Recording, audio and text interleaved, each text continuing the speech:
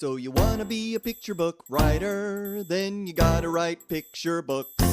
Hi, everyone. I'm Julie Hedlund, founder of the 12 by 12 Picture Book Writing Challenge. And for the next several weeks, we're going to be dissecting the top 10 layers of picture books. If you haven't already gotten your guide to the top 10 layers in picture books, you can grab it at 12by12challenge.com/layers. Today, we're talking about structure, and that is quite literally what you build your book upon. In the guide, I talk about some of the most common structures that people use for picture books, but I also mentioned that the quote-unquote standard or traditional one is the 3-act structure, the one that has a beginning, a middle, and an end. For those of you who may not be familiar with the 3-act structure, important to get to know it very well. Because if you're going to break the rules, you first have to know what the rules are. And the 3-act structure has been around for hundreds of years for a reason, because it's very effective in storytelling. I'm going to give you a visual of the 3-act structure in the form of the Freytag's pyramid. This is a novelist, Gustav Freytag, who developed this narrative pyramid in the 19th century as a description of the structure for fiction writers. In a nutshell, this is what the traditional narrative structure looks like. Down here, exposition. So this is the opening or the regular world of the story.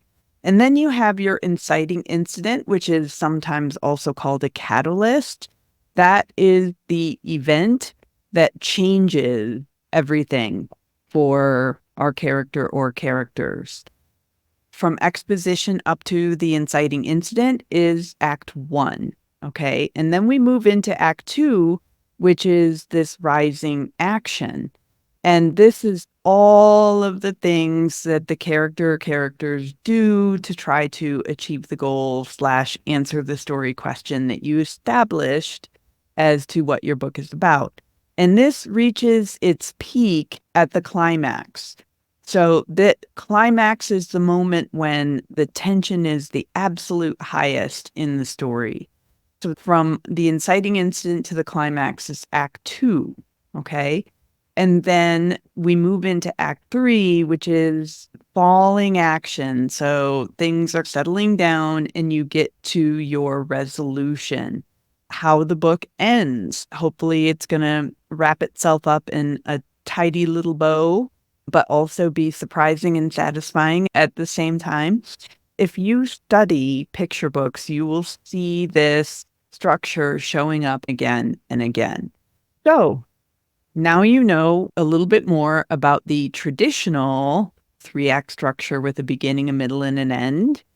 And once you know that and you study picture books, you'll see this structure over and over again.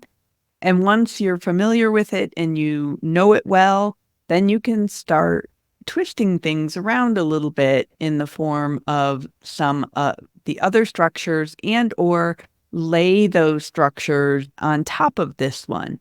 For example, if you're writing an epistolary picture book in all letters, that's a certain structure, but you're still going to want to have something that changes and having tension build and so forth. Study this, look at picture books, and then go back to the guide, look at the different structures that you can play with. Again, if you haven't gotten that guide yet, you can get it at 12by12challenge.com/layers. Ciao for now. You're amazing, exciting, look out, 'cause you're writing 12 by 12. 12 manuscripts. 12 by 12. 12 picture books.